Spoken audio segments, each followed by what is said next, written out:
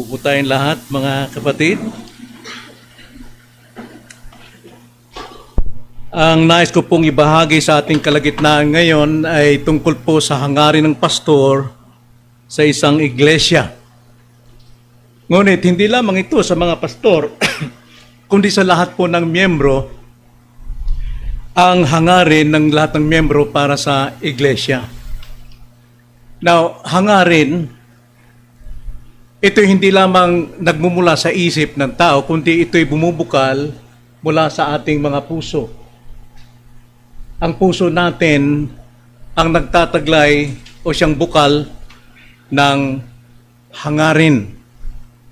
May kasabihan, huwag mo kong hatulan sapagkat hindi mo alam ang nilalaman ng aking puso. Tama yun. Wala pong nakakaalam na tao sa puso o laman ng puso, pero tanging Diyos lamang ang nakakaalam. Siya lamang ang tumitingin. Kaya nang sinabi sa 1 Samuel chapter 16 verse 7, na ang tao ay tumitingin sa panlabas na anyo, ngunit ang Diyos ay tumitingin sa puso. Now, puso po mga kapatid, ito po ay maunawaan natin sa dalawang bahagi, physical and spiritual. Pagdating po sa physical, yung puso na tinatawag sa ating pagkatao ay yung organ na bumobomba ng dugo. At ang binobombang dugo ay hinahatid niya sa lahat ng bahagi ng ating buong katawan hanggang sa ating utak. Ngayon, kapag ang ating pong katawan ay tumatanggap ng marumi, ng anumang bagay na makasisira ng katawan, yung karumihang yon ay hihigupin ng ating dugo at ibobomba ng puso sa ating buong kalamnan. Ngayon, kung mayroon tayong infection sa ating katawan, sa amang bahagi ng katawan, yon ay hihigupin ng puso at kanya itong ibubuga sa lahat ng dako ng ating katawan, kaya tayo ay nagkakasakit at nanghihina. Kaya nga pagka hindi tama ang ating kinakain, yung ating nilalagay sa ating puso, mga kapatid, yan po ang lalabas sa ating katawan. Ngayon, kung halimbawa umiinom ka ng alak, naninigarilyo ka, may bisyo ka, may drugs, lahat yon ay ibobomba ng iyong puso sa buong katawan mo, kaya apektado lahat pati isip mo. Masisira. Ngayon, kung ang katawan natin ay tumatanggap ng magagandang pagkain, masustansya, yun po ay nagpapalinis ng ating katawan sapagkat hinihigop ng ating puso at kanya itong dinidistribute sa lahat ng bahagi ng ating katawan. Ganon din naman pagdating sa spiritual. Ang puso po ng isang Kristiyano ay hindi yung nagpapump ng dugo, kundi yung ating inner self, yung sentro ng ating pagkatao. Ito yung the seat of our emotion, ang ating desisyon. Lahat nagmumula sa ating puso at ito ang nagtutulak ng lahat ng kailangan natin sa ating buong katawan. Kaya upang lumakas po ang ating katawan, dapat ang ating katawan kumakain ng mga sustansya upang ito ay ibahagi ng puso sa lahat ng parte ng ating katawan. At ang pagkain po ng ating katawan, spiritually, ay ang salita ng Diyos. Ang salita ng Diyos ay banal, ito'y matuwid, ito'y maasahan, ito'y dalisay, at yan ang binobomba ng ating buong pagkatao upang ang buong pagkatao natin ay maging karapat-dapat sa ating buhay. Totoo nga na walang nakakakita ng puso, pero kung masama po ang ating ginagawa sa ating katawan, ang sabi ng Panginoong Hesukristo, Mark chapter 7 verse 20 to 21, gusto kong basahin lang muna bago tayo pumunta sa ating teksto. Mark chapter 7 verse 20 to 22, ganito po ang sabi. Sinabi pa niya, ang lumalabas sa tao ang nagpaparumi sa kanya.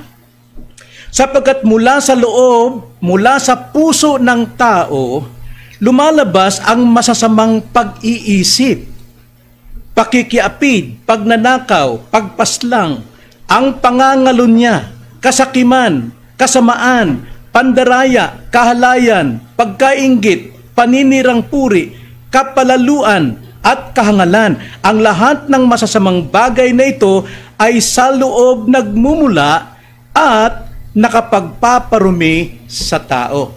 Ang sinasabi ng Panginoon na yung nilalaman ng puso natin na ibinubuga sa buong pagkatao natin, nakikita sa panlabas.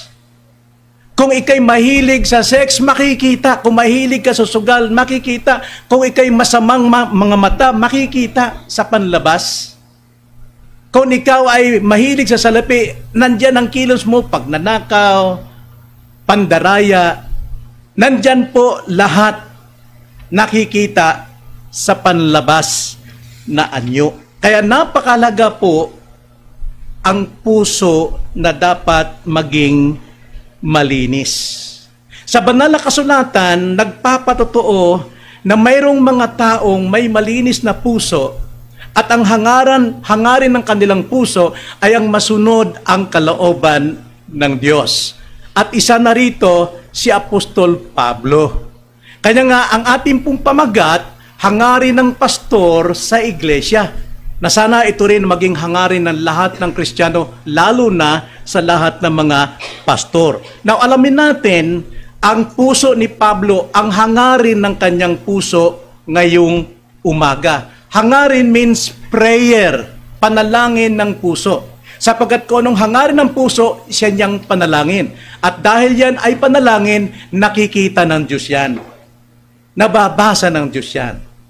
So, ang malinis na puso, na may magandang hangarin, nakikita at narinig ng Diyos. Ang sabi nga, Psalms 37 verse 4, "Delight yourself in the Lord, and He will give you the secret prayer of your heart." Kapag tayo po ay masaya, maligaya sa Diyos, wala tayong karumihan sa ating buhay na ating dinadala, mga kapatid, ang buga po ng ating puso, nakikita ng Diyos, and He will give you the desire of your heart. Now, tingnan natin ang hangarin ni Pablo sa ating pagpapatuloy sa series ng Book of Philippians, chapter 1, verse 9 to 11.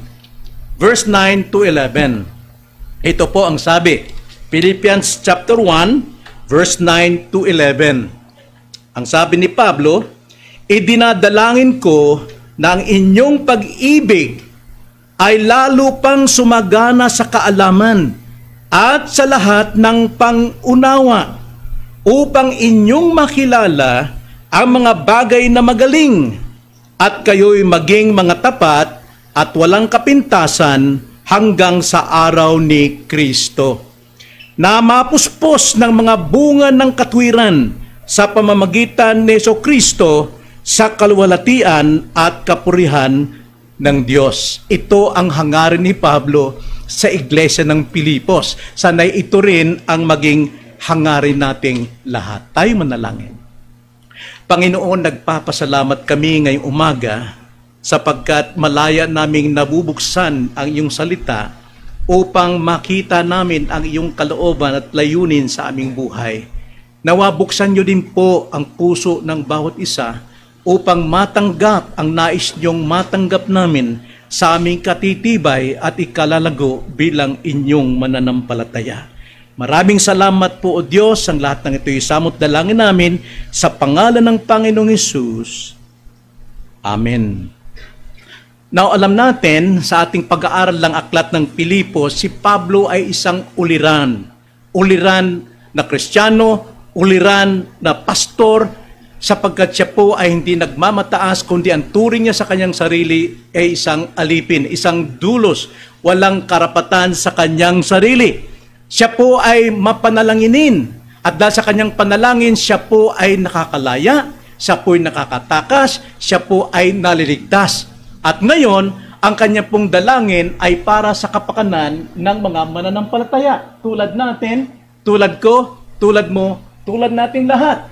At nawa, ito pong mga panalangin ito ni Pablo o hangarin ni Pablo ay naway maging hangarin din natin para sa ikatitibay natin dito sa iglesia gaya ng ating napag-aralan sa Sunday School. Natularan natin ang kanyang mga hangarin sa panalangin. Tingnan natin ito sa tatlong panalangin ni Pablo. Ang panalangin ni Pablo dito ay para sa kanilang pag-ibig, para sa kanilang karunungan, at para sa kanilang katwiran. Na isa-isahin po natin, mga kapatid, hangarin ni Pablo na itong mga kapatid sa Pilipos, unang-una ay para sa kanilang pag-ibig. Pag-ibig po, gaya ng paliwanag kanina sa Sunday School, ito po ay hindi atin nagmula. Ito po ay kaloob ng Diyos sa atin. Ang pag-ibig po natin sa likas ay sakim, makasalanan, magaspang.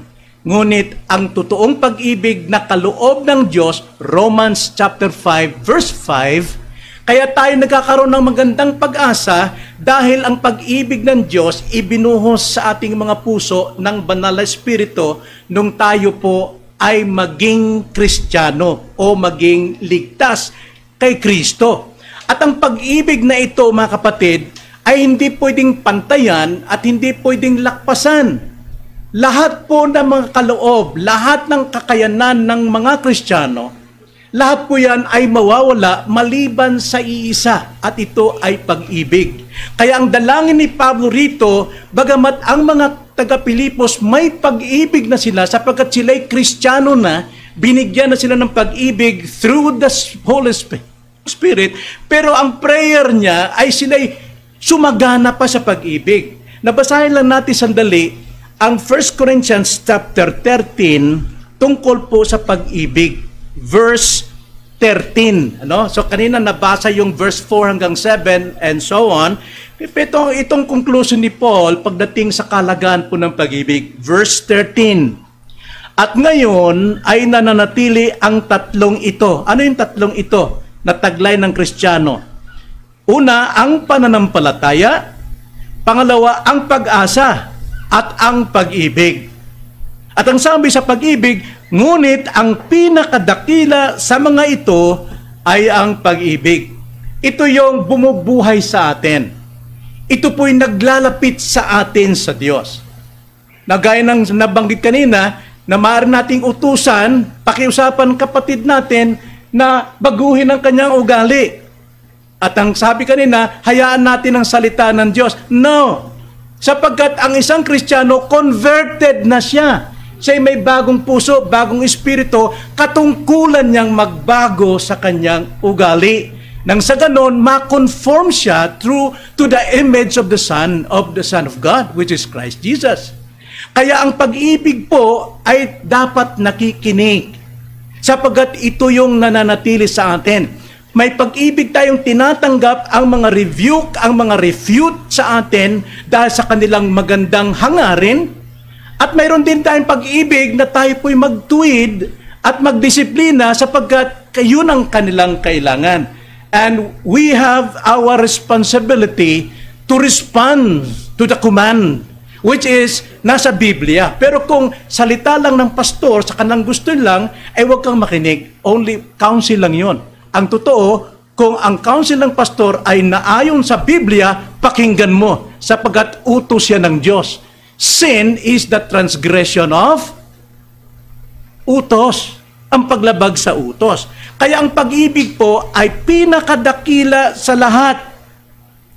Sapagkat ito ang lalong dapat sumasagana sa atin. Hangarin ni Pablo ang mga taga-Pilipos na may pag-ibig na ay dapat sumagana pa, makita pa ng lubusan, makita pa sa atin yung biyaya ng Panginoon. Yun ang sabi sa verse 9 na ating binasa. Idinadalangin ko o hangarin ko na ang inyong pag-ibig ay lalo pang sumagana. May pag-ibig na sila pero hangad ni Pablo, sila po ay lalo pang sumagana. Sa NASB, ang pagkakasabi, that your love may abound still more and more. Pero paano mapapalago ang pag-ibig natin? Hindi naman to sa damdamin. It is by our will. Kailangan desisyon natin, aksyon natin, ang pag-ibig ng Diyos nasa atin. Ikinikilos, bagamat siya'y pangit, bagamat siya'y kaaway mo, ay hindi damdamin ang pairal natin, kundi yung ating pagtulong o pagpapatawad o pagtanggap ng sino mang tao. Ito po ay will, pag-ibig na ito. At paano natin ito mapapalago, mga kapatid? Wala pong ibang paraan, kundi ang salita ng Diyos lamang. The more you know the truth, the more you will have love. Love to God, at the same time, love to the brethren. Vertical and parallel. Tingnan niyo ang sabi sa John 14:21. John 14:21. Ang sabi ni Jesus Christ, siyang mayroon ng aking mga utos o salita ng Diyos at tinutupad ang mga iyon, siyang nagmamahal sa akin. Now, ang pag-ibig dito sa sanlibutan, kung tawagin yan, ay makalaman. Ang makalaman, ito po ay makasarili. Iibigin ko si Brad kasi may naibibigay siya sa akin. Pero ang pag-ibig na ng Diyos na nasa Kristiyano, kahit siya'y masamang tao, tutulungan ko pa rin siya. Uunawain ko pa rin siya. So nakita natin ang pagkakaiba. I pray for you because you pray for me. Hindi yun ang pag-ibig natin, kundi obligasyon nating ipanalangin even our enemies sapagkat we have that kind of love. Agape love. God's kind of love. Nasa atin yan. Pinakamataas yan sa lahat. Kaya, paano napapalago? Sa pamamagitan ng ating pag-iingat ng salita ni Kristo at ating itinutupad. No? Mayroon tayong katotohanan, mayroon tayong sustansya, pero inilalakad natin. Kaya ang sabi ng Panginoon, tuloy natin ang verse 21, siyang mayroon ng aking mga utos at tinutupad ang mga iyon, ay siyang nagmamahal sa akin. At ang nagmamahal sa akin through His Word, okay, ay mamahalin ng aking Ama. Nakita niyo yung pag-ibig na yun? The best. Okay? At siya'y mamahalin ko at ihayag ko ang aking sarili sa Kanya. Now, maraming tao nagmamahal sa Diyos sa pamagitan ng idols. They love their idols. But God hates idol. That is the first commandment doon sa 10 commandment. Thou shalt not have other gods before me. Then secondly, second commandment, thou shalt not make any graven images. God hates idols. But people loves those idols representing to God. No, hindi kailangan mag-represent ang Diyos because God is eternal. And the idols has beginning and end. That's impossible to compare God. Isang paglapastangan yung ikukumpara, ikaw halimbawa, gwapo kang tao, ikukumpara ka sa isang baboy, eh magagalit ka talaga. Ganon din ang Diyos. Hindi siya pwede ikumpara sa mga created things. So, people love God through mediator. Hindi ganon. Ang love natin ay napapakita natin sa pakikinig ng salita ng Diyos. Pagpapayaman ng salita ng Diyos, hindi mo kinakalimutan at isinasagawa mo sa kailangan mong isagawa. Verse 23, John 14:23. Sumagot si Jesus sa kanya, kung ang isang tao ay nagmamahal sa akin at ay kanyang tutuparin ang aking salita at siya'y mamahalin ng aking Ama, at kami lalapit sa Kanya at kami gagawa ng tahanang kasama Niya. So, pagka ikaw sinusunod mo, pinamahal mo yung salita ng Diyos, binibigyan mo ng halaga, hindi ang traditions, hindi mga kinagisnan, but the Word of God, eh mayroon pong nangyayari. Ikaw at ang Diyos nananahan sa iyo. Namumuhay ka sa pag-ibig. So, if you love God deeply, abay, hindi ka mamumuhi sa iyong kapwa. Kapatid, hindi ka talaga mamumuhi sa iyong kapwa. Iibigin mo ang Diyos, iibigin mo rin ang iyong kapwa. Na ang pag-ibig ng Diyos sa atin, tayo po ay puno na. No? Tayo po ay lubog sa pag-ibig tulad ng ilog. Pero hindi ibig sabihin, hanggang doon lang tayo. Ang sabi ni Pablo, dapat sumagana pa kayo lalo. Ang ilog puno na, pero dinadagdagan pa rin ng yinyebe ng ulan at namamaga ito. Yan po yung pag-ibig natin. Dapat namamaga tayo sa pag-ibig. Hindi na nangangahulugan, sapat na yung pag-ibig ko. Pinatawad na kita, sapat na yan. No. Dapat magkaroon tayo ng pag-ibig ng higit pa. Ngayon dito, makikita natin, ang pag-ibig dito ay dalangan ni Pablong sumagana sa dalawang bagay. Dalawang bagay. Basahin natin, verse 9. Idinadalangin ko ng inyong pag-ibig ay lalo pang sumagana. Saan? Saan sumagana? Yung pag-ibig lang? No. Sa kaalaman at sa lahat ng pangunawa. Dalawa. Kaalaman at lahat ng pangunawa. Wisdom and discernment. Wisdom and discernment. Kaalaman, ito yung pinakamataas na kaunawaan na nagmumula sa Diyos. Only God has that attributes. Diyos lamang ang may ganong katangian. Siya po ay omniscient. Nasa Kanya lahat ng kaunawaan. At ito po ay ibinabahagi sa atin. Binibigay sa atin yan. Kung tawagin yan, communicable attributes. Yung bahagi, kaalaman na binibigay sa atin, kaunawaan. Saan nagmumula again? Salita ng Diyos na naman. Hindi tayo sa tradisyon, sa mga kinalikahan natin. Hindi yan. Galit ang Panginoon dyan sa tradisyon. Matthew chapter 18, verse 7 to 8. Galit ang Panginoon dyan. Sayang lang ang pagsamba ninyo kung kayo ay namumuhay o sumusunod sa tradisyon. Galit ang Panginoon dyan. Matthew chapter 15, verse 7 to 8. I'm sorry. Dalawang paraan. Una, sa tunay na kaunawaan. Tignan nyo, sabi dyan, marami po kasing kaunawaan ang ginagawa ng mga tao. Unawa sa eskwelahan, nagtapos ka ng college, nagtapos ka ng kurso, so may unawa ka na. Pero ang sabi rito, hindi po basta unawa lang. Sumagana pa ay lalo pang sumagana sa kaalaman. Sa English po is true knowledge. Because there are many kinds of knowledge, but there's only one knowledge na nagmumula pinakamataas sa Diyos at taglay ng mga Kristiyano yan. Kung tawagin yan is wisdom. Karunungan. Ang karunungan po, dahil sa iyong kaalaman, tumatalas ang iyong desisyon. Dahil meron kang alam. Yun yung wisdom. Kaya bihira po sa mga taong namumuhay sa wisdom na nagkakamali sa kanilang desisyon. Hindi sila basta-basta nabibigo. So, ibig sabihin ng wisdom o kaalaman, pagkatanto, pagkabatid. Batid talaga. Pagkamarunong, may kapangyarihang impluensya ang kaalaman ito sa isang taong nagtataglay nito. Hindi mo siya basta-basta mapipeke.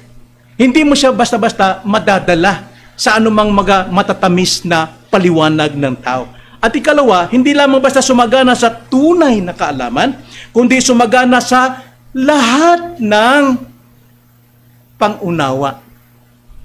May pangunawa, kita niyo naman ang Pilipos sa ating pag-aaral, di ba? Sila yung kabahagi ng Ebanghelyo. Pero nais pa ni Pablo na sumagana sila sa lahat ng pangunawa. All discernment. Ibig sabihin, pagka mayroon kang sumagana ka sa discernment, mga kapatid, halos naririnig mo ang tibok ng puso. Parang sa Diyos. Ngayon, halos nababasa mo isipan ng tao sa pamagitan ng kanyang kilos. Yun yung pong discernment. Kaya, pagdating po sa karunungan, sa desisyon, dahil mayroon kang kaalaman, hindi ka talaga magkakamali. Sa mga desisyon, hindi ka mabibigo. Ito ang hangarin ng isang tunay na pastor sa iglesia. At ito rin ang hangarin ng mga Kristiyanong membro ng isang iglesia tulad ng Pilipos. Kaya nga ang pastor dito, si Pablo, hindi siya nagkukulang sa pagtuturo tungkol sa pag-ibig sa Diyos. Yun ang unang-una niyang tinuro sa iglesyang ito ng Pilipos. Ibigin ang Diyos. At tulad ng utos din ng ating Panginoon, Mark chapter 12, verse 20 hanggang 21. Ang sabi po, itong utos ng Panginoon, kung paano ibigin ng Diyos. Ganito ang sabi. Mark chapter 12 verse 30 pala. I'm sorry. Ibigin mo ang Panginoon mong Diyos ng buong puso mo. Now, paano natin maibigin ang Diyos ng buong puso? Damdamin ba? Pag-aalay ba ng bulaklak? Pagsasabit ng sampagita? No. Sa pamagitan ng panghawak ng salita at pamumuhay. That's how we love God. Ang sabi dito, utos ni Kristo, ibigin mo ang Panginoon mong Diyos ng buong puso, ng buong kaluluwa mo, ng buong pag-iisip mo, at ng buong lakas mo. Pagka nagawa natin yan, magagawa mo rin yung ikalawa. Ano yung ikalawa? Ang pangalawa ay ito, ibigin mo ang iyong kapwa na gaya ng iyong sarili. Wala ng ibang utos na higit pang dakila. Kaya ang pag-ibig po, na ating pong ibinibigay sa Diyos ay buhat sa Kanya upang mahalin natin ang Kanyang salita. Joshua 1:8. Ano sabi ng Joshua 1:8? Huwag mong aalisin ang iyong mga bibig sa kautosang ito. Bulay-bulayin mo ito upang maisagawa mo ang lahat ng naaayon, hindi po lahat ng bagay, kundi naaayon sa salita ng Diyos. Sapagkat may gumagawa, hindi ayon sa salita ng Panginoon. So that's how we love God. Huwag nating ihiwalay ang salita ng Diyos sa ating mga labi. At ang sabi ni Jesus Christ, sa John 8:31, anong sabi ng Panginoon doon? Lagi natin ito nababanggit eh. Tunay. Sabi niya, kung kayo'y mananatili sa aking salita, okay? Pagkatapos sinabi ni Jesus sa mga Hudyong sumasampalataya sa Kanya, kung kayo'y mananatili sa aking salita, there it is again, salita ng Diyos.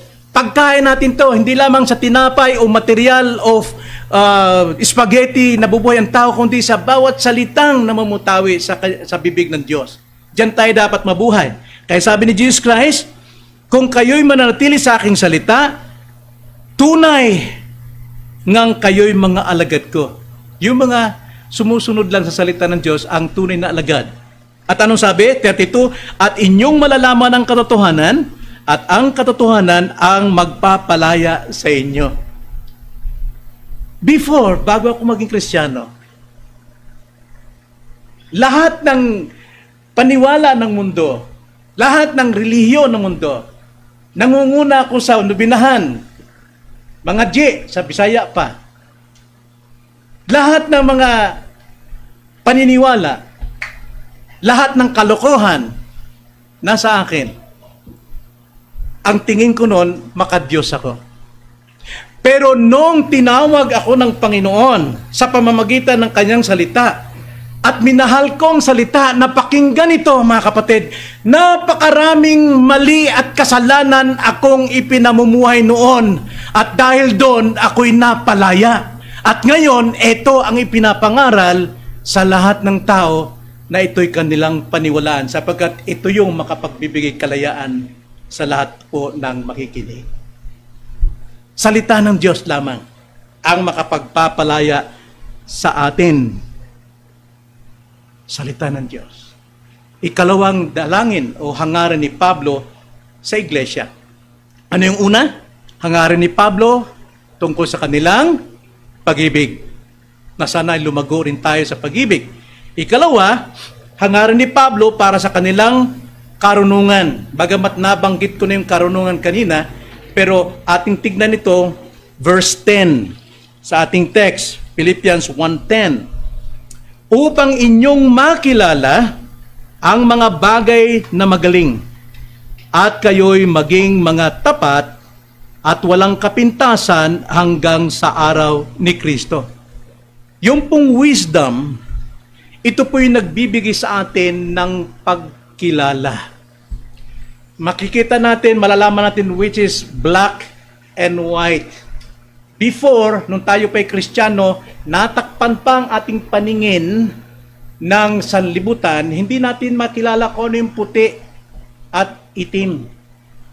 Nung tayo'y hindi Kristiyano, yung puti, pinipilit nating itim. Yung itim, pinipilit nating puti. At kung hindi magkasundo, mag-aaway. Pero ngayon, na ikaw'y nakatanggap kay Kristo at ang salita ng Diyos ang ginamit upang ipanganak kang muli, nasa iyo ngayon ang karunungan, kaya nakikita mo na yung pagkakaiba ng puti at ng itim. Ito yung tinatawag na the super loving knowledge. Tinawag itong super loving knowledge and judgment. Sapagkat talagang nakikilatis mo ano yung hindi dapat. Alam natin yan. Pero ito kung malungkot. Maraming Kristiyano, alam na yung totoo, pero mas pilipitin yung katotohanan para masunod lang ang kanyang gusto. Kasalanan po yun. Kasalanan po yun, na pinipilipit natin ang katotohanan. So, ito yung super loving knowledge and judgment na nasa atin, which is wisdom. Ito po yung mag-i-equip sa atin sa lahat ng mabubuting gawa. Kaya makikita ang pagkakaiba ng Kristiyano at hindi Kristiyano. Ang hindi Kristiyano, nakakagawa sila ng mabuti para sa kanilang pangalan. Samantalang ang Kristiyano, nakagawa ng mabuti, tumatalikod lang dahil binibigay ang luwalhati sa Diyos. Nakikilala niya kung siya po ay nagmayabang, siya po ay isang mapagpakumbaba. Alam ng Kristiyano dyan sapagkat nasa kanyang super loving knowledge and judgment, which is the wisdom. Makikilala niya ang lahat ng bagay. At ang sabi pa dyan, sa ating verse 10, upang inyong makilala ang mga bagay na magaling. Ang sabi dyan, ma-approve ninyo kung ano yung magaling. At kayo'y maging mga tapat at walang kapintasan. Maging sincero. Yung ma-approve mo, makilala mo kung ano yung magaling, ibig sabihin, nasusukat mo, na nakikita mo ang pagkakaiba ng lahat. Tulad po ng isang ginto. Sinusubok mo kung talagang ginto ito, ginto na, pero kailangan subukin pa talaga. At sa pamamaraan ng paglagay nito sa apoy, lalabas talaga yung pinakadalisay, yung mga latak ng ginto ay may iwan at ang dalisay na lamang, yung po yung pag-approve kung ano yung magaling. Kristiyano, nagtataglay niyan, pero kailangan ito po ay lumago pa, sumagana pa. Sapagkat kung hindi po sagana, hindi po natin masasabing tama ng ginagawa natin. Most of the time, nagkakamali tayo. Nadadapa tayo. Dahil kulang pa tayo sa wisdom. Kulang pa tayo sa knowledge, sa discernment. So, kailangan natin ito, mga kapatid, upang makilala natin kung ano yung magaling. Tulad ng isang ginto.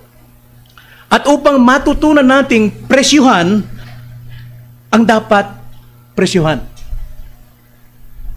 Nakakita niyo ba yon, mga kapatid? Kung ikaw ay tindera, kung anong tingin mo sa prutas mo, may sikreto kang may bulok doon, alam mo kung paano presyuhan yun at saka yung mga walang diferensya.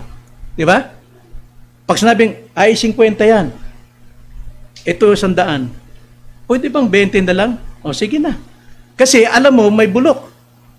Ganon din po tayo kung mayroon tayong karunungan, napipresyuhan natin ang mga bagay na dapat genuine.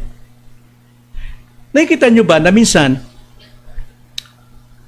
hindi tayo, yung sincerity, yung nakikilala natin ang tama, mayroon pong sinseridad na peke. Halimbawa na lamang, pumunta ka sa palengke, bumili ka ng isda na akala mo sariwa, pero may mga ilaw na kulay-pula. Right? Pag tinignan mo, wow, ang ganda. Sariwang-sariwa. Dahil po sa ilaw. Nadadaya tayo sa kanilang sinseridad. Gusto nilang makabili ka para makakain, gusto naman nilang sila'y maubusan ng salang kumita, pero gagamitin nila ang ilaw. Kaya nga, ang tingin mo sa bangus, ay pula pa yung hasang, ay pula kasi yung ilaw. Ganon din sa mga ukay-ukay. Pumunta kayo sa ukay-ukay, sikreto dahil pala ukay ako, mga kapatid. Lahat ng ukay. Pumunta kayo sa ukay, nakulang ang ilaw. Huwag kayong pumunta roon sa very light, talagang mayroong lalaki na mga ilaw na liwanag. Madadaya kayo pagdating sa bahay, naku, dumi pala dito, hindi pala tama ito. Pumunta na kayo sa medyo madilim-dilim, pagdating sa bahay, pag nilabahan nyo, wow, brand new. Kaya sabi ng mga kabataan, galing naman ni Lolo Boy pumili ng ukay. Mr. Ukay. Ibig sabihin, mga kapatid, the same with us. Nagagawa natin to yung ating sincerity, peke. Kaya ang sabi ni Paul, lalo pa kayo lumago sa inyong sinseridad upang kayo maging walang kapintasan. Pag walang kapintasan, sa English is without offense. Pag sinabi pong hindi po kayo naging kapintasan, tignan nyo. Sa atin po, pag mayroon pong nagwawalang bahala sa pagsamba, ngayong araw na ito, mapapansin nyo, sunod, marami na ring sumusunod na hindi sumasamba. Why? Sapagkat nakita nilang kapintasan at ginagaya nilang kapintasan yon. Ibig sabihin po, without offense, wala pong nakakatisod. Pag sinabi po nakakatisod, hindi yung nagkakasala yung tao, kundi ikaw nagtutulak para gawin ang ginagawa mo. Natitisod sila sa iyo. Yung wala mo ng pag-attend, halimbawa yung pag-attend mo na late, maraming natitisod, gagaya sa inyo. Kaya nga, ang kirot ng kalingkingan, dama ng nadadamay. Dapat, bilang Kristiyano, prayer ni Paul, ng love ninyo, ang sincerity ninyo, ang pagiging without offense ninyo, ay lumago pa more and more. Nang sa ganon, wala pong matitisod. At hanggang kailan to gagawin? Ay, walang natisod sa akin Sunday, no? Sige, sa sunod naman, next month, pwede naman siya umabsent. Okay. Marami pong gagaya. Kaya pag dumating kayo, saan sila? Bakit konti lang tayo? Tanungin mo sarili mo. Ask yourself. Tingnan nyo. Pag ako hindi umattend ng prayer meeting, lahat kayo, saan si Pastor Boy? Pambihira, pastor pa naman siya. Ba't wala rito? See, natitisod yung mga kapatiran. Ay, kung si pastor na hindi umattend, sino pa ako? Membro lang. So next time, 5 na lang tayo sa prayer meeting. Kasi, natitisod. Pero kailangan nating gawin ito. Hanggang saan? Basahin natin again ang verse 10. Ang ating authority is the Word of God. Ang sabi po sa verse 10, upang inyong makilala ang mga bagay na magaling at kayo'y maging mga tapat at walang kapitasan hanggang saan? Hanggang kailan? Hanggang sa araw ni Kristo. Kailan ba natin alam? May sinabi ba si Kristo kailan siya babalik? Wala po. Sa makatwid, continue. Tayo po'y niligtas upang tayo po'y manatiling ligtas. Participle, manatiling ligtas. Ibig sabihin, magpapatuloy kang ligtas sa buhay mo hanggang kay Kristo. Dapat wala po tayong kapintasan. Dapat lumago tayo sa karunungan. Ikatlo, so nakita natin hangarin ni Pablo sa mga Kristiyanong malalago na, pero gusto pa niya rin ang kanyang pag-ibig ay lalong sumagana at ang kanilang karunungan ay lalo pang lumago. At pangatlo ay ang hangar ni Pablo para sa kanilang katuwiran, kanilang righteousness. Verse 11 sa ating text. Babasahin ko ang verse 9 para makita ng context. Idinadalangin ko na ang inyong pag-ibig ay lalo pang sumagana sa kaalaman at sa lahat ng pangunawa, upang inyong makilala ang mga bagay na magaling at kayo'y maging mga tapat at walang kapintasan hanggang sa araw ni Kristo na mapuspos. Hindi lang basta sumagana, but filled, awas-awas, mapuspos ng mga bunga ng katwiran sa pamamagitan ni Jesu-Kristo sa kaluwalhatian at kapurihan ng Diyos. Mga kapatid, wala palang katapusan tong pamumuhay Kristiyano. Hindi on and off. Hindi on and off. Ngayon atin, bukas hindi. Bukas, hindi po. Kailangan to consistent. Tuloy-tuloy po ang buhay na ito. Tulad po ng hininga. Hindi ka pwedeng mag-on and off sa iyong hininga. Hindi mo na ko hihinga ngayon. Bukas na lang. Patay ka. Maaring mag-fasting ka ng 24 hours. Magagawa mo yun. Pero yung pagiging Kristiyano natin, na dapat sumagana sa pag-ibig, dapat sumagana sa karunungan, at dapat sumagana sa katwiran, ay tuloy-tuloy po yun hanggang sa araw ng ating Panginoon. Ibig sabihin, dito po, sumagana tayo, be filled with righteousness, ng katwiran. Ang buhay natin ay natatakpan ng katwiran. Dapat ugali natin lahat, buhay natin, pananalita natin, ay dapat ito po ay natatakpan ng katwiran. At ito'y dumarating sa atin habang minamahal natin si Kristo at isinasagawa natin ang utos ni Kristo.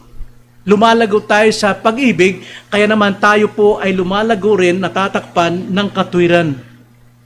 At ang larawan ni Kristo ay nahuhubog sa atin.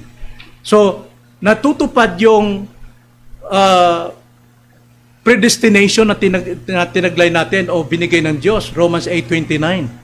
Ang lahat ng kinilala upang maging katulad sa larawan ni Kristo ay tinawag upang sila ay mapawalang sala, mapabanal hanggang sa pagdating ng ating Panginoon. Ito po nangyayari. Ito hindi lamang po naghahatid ng bunga lamang sa atin, kundi ito ay nagbibigay ng mayamang pag-ani sa buhay natin. Dapat mayroon tayong inaani. Mayroong inaani ang Diyos sa atin. Tulad ng sinabi ng Panginoon, na siya ang ubas. John 15, verse 1 to 5. Ang sabi ng Panginoon, ang aking ama ang tagapag-alaga ng ubasan. Ako ang ubas, kayo ang mga sanga. Ang nananatili sa akin ay mananatili kayo, at ako'y mananatili sa inyo. At ang sino mang nananatili sa akin ay nagbubunga. At ang sanga na hindi nagbubunga ay pinuputol at tinatapon sa apoy. Manatili kayo sa akin, sapagkat kung kayo'y wala sa akin, wala kayong magagawa. You are nothing. Apart from me, you are nothing. Pero tignan natin, mga kapatid. Suriin natin saglit yun, mga kapatid. John 15, upang maunawaan natin. Verse 1 to 5. Ganito ang sabi ng Panginoong Hesus. Ako ang tunay na puno ng ubas, at ang aking ama ang tagapag-alaga. Ang bawat sanga sa akin na hindi nagbubunga ay inaalis niya, at ang bawat sanga na nagbubunga ay nililinis niya upang lalong magbunga. Yun ang prayer ni Paul, na magbunga, lalo pa. Kayo'y malilinis na sa pamamagitan ng salita na aking mga sinabi. So, ang ibig sabihin, ang tinutukoy rito ay mga ligtas na, malilinis na kayo. So, hindi ito gospel para maligtas sa isang tao. No, kundi, yan po ang tungkulin ng tao na ligtas na dapat siyang manatili kay Jesus, sumunod kay Jesus, magbago kay Jesus, sapagkat, ang sabi diyan, kayo'y malinis na, kayo'y manatili sa akin, verse 4, at ako'y sa inyo. Gaya ng sanga na hindi magbubunga, buhat sa kanyang sarili, malibang nakakabit sa puno. Gayon din naman, kayo, malibang kayo'y manatili sa akin. Ibig sabihin ng manatili, remain, ano ibig sabihin nun? Kayo ay sumusunod sa aking salita, tinutupad niyo aking salita, hindi kayo mamumunga. Ang sabi po dyan, ako ang puno, verse 5, ng ubas, kayo ang mga sanga, ang nananatili sa akin, at ako'y sa kanya ay siyang nagbubunga ng marami. sapagkat kung kayo'y hiwalay sa akin, ay wala kayong magagawa. See? Ating katungkulan, responsibilidad natin na tayo po ay laging makinig at isakatuparan ng salita ng Diyos upang magawa natin ang lahat ng pagbabago nang makita ang bunga ng Espiritu sa atin, sa buhay natin. At hindi lang bawat Kristiyano may bunga na tayo ng Espiritu, pero kailangan itong lumago pa, lalo, sumagana pa ito. Ano ba yung bunga ng Espiritu? Binasa ni Pastor RJ kanina, Galatians chapter 5 verse 22. Basahin natin muli para sa kaliwanagan. Galatians chapter 5 verse 22, ganito po ang sabi.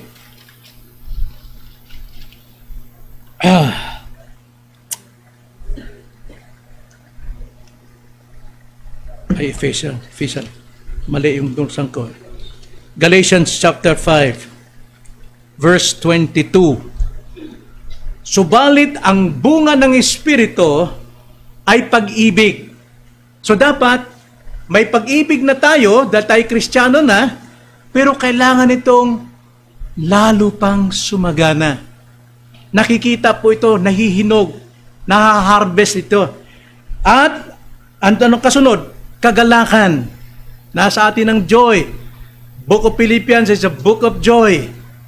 Ang sabi po, kapayapaan. Ang kapayapaang ito ay taglay natin yung ating pong peace with God at peace natin na dapat ipamuhay.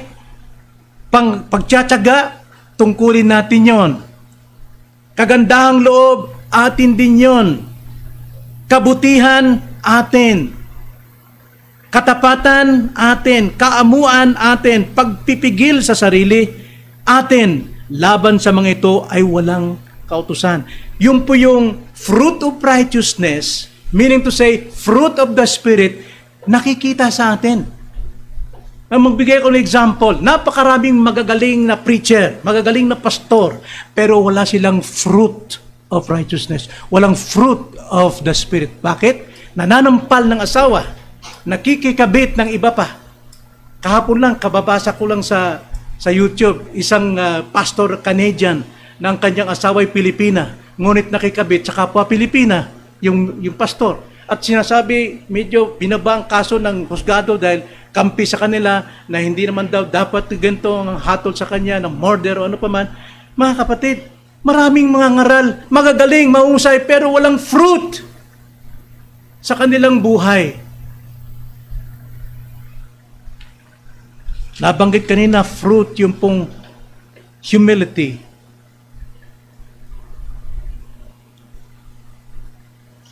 Naalala ko si Joseph nung araw. Yung kasabihan niya, you are not humble if you humble yourself.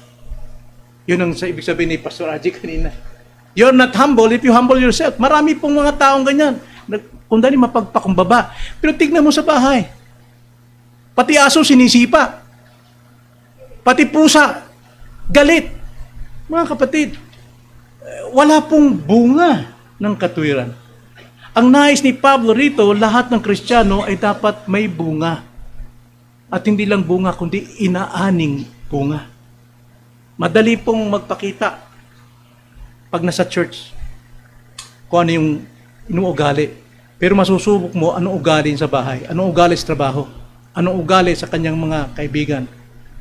Doon po natin makikita. So, nakita natin hangarin ni Pablo sa iglesia, naway maging hangarin natin na tayo po ay lumago sa pag-ibig, sa katwiran, at sa karunungan.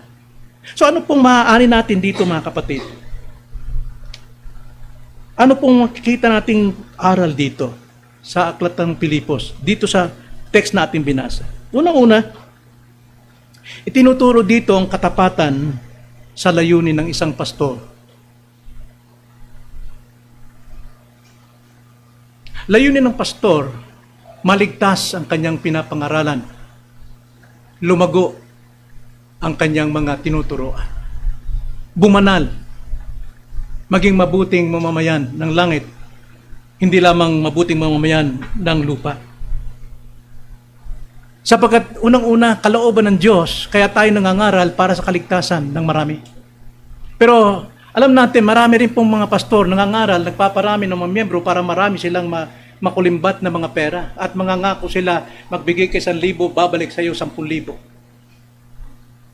Hindi po yan ang layunin ng Diyos. Ang layunin ng Diyos, go, preach the gospel, make disciples of all nations, baptizing them in the name of the Father and of the Son, and ilagay sila sa isang lokal na iglesia and teach them. Turuan sila ng lahat ng itinuro ko sa kanila para sila lumago at maging pakipakinabang sa kaharian ng Diyos. Marami mga ngaral, nagpapasikat sa kanilang sarili, mahusay silang mangaral. Pero wala silang layunin na ma-convert ang mga nakikinig, na magbago sa kanilang buhay, magbago sa kanilang ugali. Basta tama sa kanyang pinapalakpakan sila. Hindi yan ang totoong layunin ng isang pastor. Ang layunin ng pastor ay ang layunin ni Kristo. Layunin ng Panginoon. At dito rin, kinituro rin dito, ikalawa, puso ng pastor sa mga Kristiyano. Kanina, layunin. Ngayon naman, puso. Tingnan niyo ang sabi ni Pablo, balikan natin yung ating nakaraan, Philippians 1:4, verse 3, Philippians chapter 1, verse 3 and 4. Ang sabi ni Pablo rito, tingnan puso niya, ako'y nagpapasalamat sa aking Diyos tuwing kayo'y aking naaalala, na laging nananalangin may kagalakan sa bawat panalangin para sa inyong lahat.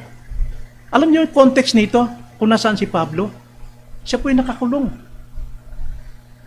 At sa kulungan, mga kapatid, kung ikaw makukulong doon, mawawalan ka ng pag-asa. Pero ang napaganda nun, dahil binigyan si Pablo ng kapahingahan sa kulungan ng Diyos. Sapagkat doon sa kulungan, nasulat niya ang Book of Ephesians, Book of Philippians, and Books of Colossus. Kaya lumawak pa ang Ebanghelyo, ang sulat niya. At halos lahat ng gwardiya sa loob ng kulungang ito, mga kapatid, naligtas. Ano nyo kung bakit? 2 taon si Pablo na naka-house arrest. At ang pagkakulong niya, mga trained ng mga kanang kamay ng mga hari ang nagbabantay na gwardiya sa kanya. Mga train yun. At ang kanilang gawain, nandyan sila lahat, pero bawat isa, bawat araw, isa yung nakakabit na kadena kay Pablo at nakakabit din sa gwardiya. At si Pablo, welcome siya sa mga bisita sa Roma, dahil lahat ng mga Kristiyano na siya'y nangangaral at nagtuturo doon. Yung gwardiya, hindi bingi. Hindi bingi. At habang siya nangangaral at nagtuturo, mga kapatid, eto, kahit magtulog-tulugan dyan, ano mo sabi, sa pagpatuloy natin ng Philippians, maraming naligtas na mga gwardiya. At lahat yun, sapagkat araw-araw nagpapalit-palit ng gwardiya. Ikadena si Pablo. Araw-araw nagsisir si Pablo sa mga Kristiyano ron sa Roma. Yun ang layunin. Sana kung si Pablo hindi niya layunin ng layunin ni Kristo, na maligtas ang mga tao, nag-uumiyak na siya ron. Titigil na siya sa kanyang ministeryo. Hindi. Ginamit pa niyang pagkakataon ang kanyang pagkakagapos para ipangaral ang Ebanghelyo. Puso ng pastor. Hindi pagpapayabang, hindi pagpapaganda ng pangalan, hindi pagtatayo ng malalaking building para sikat, bumili ng mga sasakyan, o makilala, o palakpakan. Ng puso ng pastor, puso na sang alipin na tulungan ng iba. So nakita natin layunin ni Pablo, maging layunin natin. Ikalawa, puso ni Pablo, maging puso din natin. Ikatlo, itinuturo dito ang patutuo ng pastor sa mga Kristiyano. Kaya sa tuwing maalala ni Pablo ang mga kapatid dito, lagi siya nagpapangiti at nananalangin siya. Why? Ni isa sa kanila, noong gapusin si Pablo at si Silas, nang sila'y dalhin sa mga pamilihan sa palengke, iniharap doon sa mga leader ng mga Romano, na sasabi, itong mga taong ito nagtuturo laban sa ating paniniwala ng Romano, at sila'y hinagupit ni isa sa mga miyembro doon. hindi pinanghinaan. Bagkus, lalo pa silang naging masipag sa pagmangangaral ng Ebanghelyo. Kaya nakakatuwa ang patutuo ni Pablo.